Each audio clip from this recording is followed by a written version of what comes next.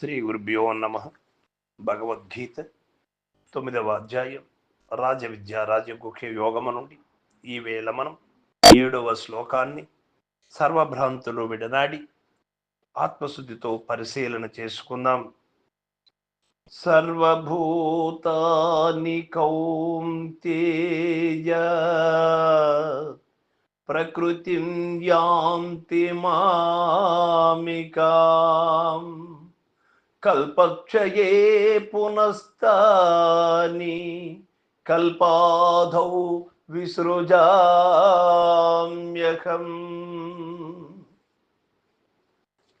భగవానుడు చెబుతూ ఉన్నాడు, అర్జున, సమస్త ప్రాణికోట్లు ప్రళయ కాలమున నా ప్రకృతిని అనగా మాయను చేరి అందు అణగియుండును.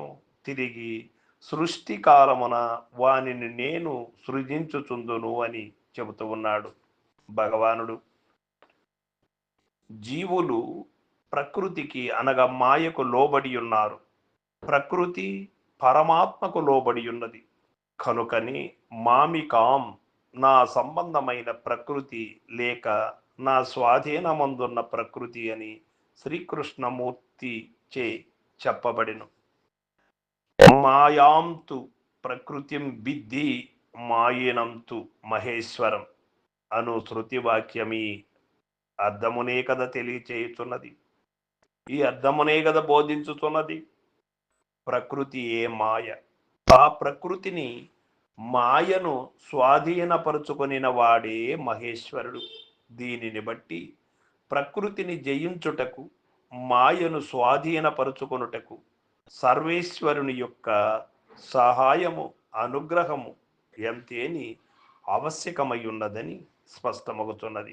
కావున పరమార్థ రంగమున సాధకుడు చేయవలసినటువంటి పని ఏమిటి అన్నప్పుడు, పురోభివృద్ధి నొందవలెననిన, మాయను జయించవలెననిన సర్వేశ్వరుని యొక్కయు ఆ మాయను ఇదివరకే జయించి ఉన్నట్టి జీవన్ముక్తులకు మహాత్ముల యొక్కయు అనుగ్రహమును సంపాదించుకొనవలయను.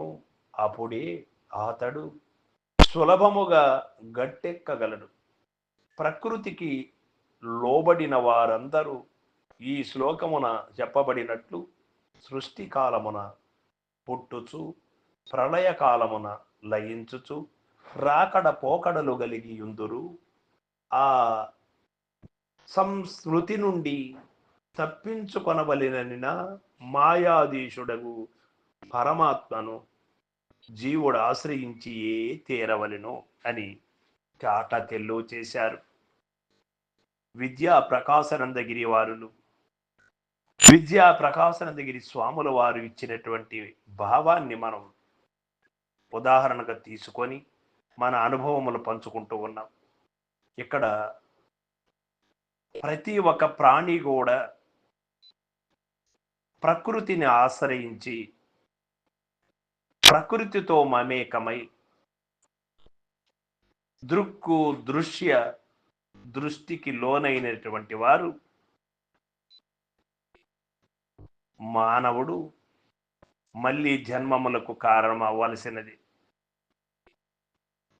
కావున ఈ మళ్ళీ రాకడా పోకడు లేకోకుండా చేసుకోవాలి అంటే మాయాతీతులైనటువంటి, మాయను దాటినటువంటి వారు సత్యమం ఏమిటి అని తెలుసుకున్నటువంటి గురుమూర్తులను ఆశ్రయించి అచల సార్వభౌములను ఆచరించి చలనం లేనటువంటి స్థితికి రావలెను.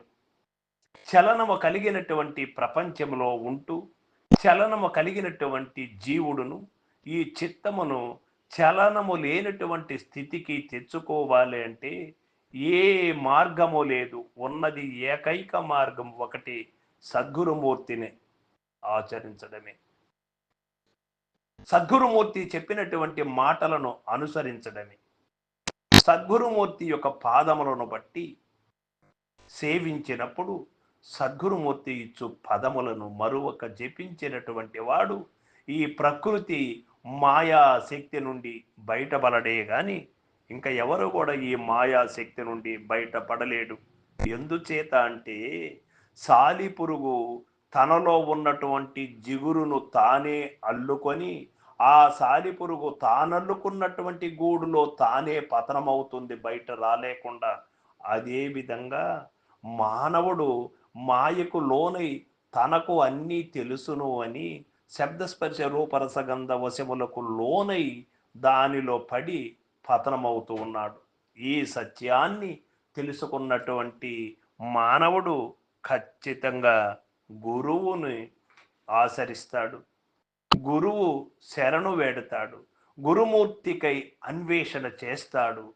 వారికి గురు దైవం తప్పక లభ్యమవుతాడు. గురుమూర్తి కరుణ చేత ఈ యొక్క ప్రపంచంలో ఉంటూ కూడా లేకనే జీవిస్తూ హాయిగా తన యొక్క శరీరాన్ని గడుపుకుంటాడు. దుఃఖ భ్రాంతి రహితుడై జీవిస్తాడు. అతడిని మన వాళ్ళు జీవన్ముక్తులు అని చెప్పారు. ప్రకృతి అనగా మాయ ఎవరి స్వాధీనములోనున్నది అన్నప్పుడు పరమాత్మ యొక్క స్వాధీనములోనున్నది. ప్రకృతికి లోబడి ఉన్న వారి గతి ఎట్లుండును అంటే సృష్టి కాలమున పుట్టుచు ప్రళయ కాలమున లయించుచు ఉందురు అని ఇక్కడ మనకు తెలియబడుతుంది. సృష్టి కాలమందు పుట్టుచు అంటే మానవుడు జన్మ రాహిత్యాన్ని అనగా భ్రాంతి రహితము కానంత వరకు ఈ సృష్టి ఉన్నంత వరకు కూడా పుట్టుతూ గిట్టుతూ ఉండవలసినదే. 84 లక్షల జీవరాశులలో 3,99,999 ప్రాణుల తర్వాత మానవ జన్మ వచ్చినది.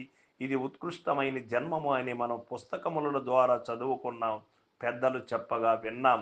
దీన్ని నిజంగా మనం తెలుసుకొని దీన్ని బారి నుండి మనం తప్పుకోవాలి అంటే ఎవరైనా గురుమూర్తిని చేరవలసినది, గురుమూర్తి చెంతకు వెళ్ళవలసినది, గురుమూర్తి కోసం అన్వేషణ చేయవలసినది అని ఇక్కడ మనకు తెలియబడుతూ ఉన్నది.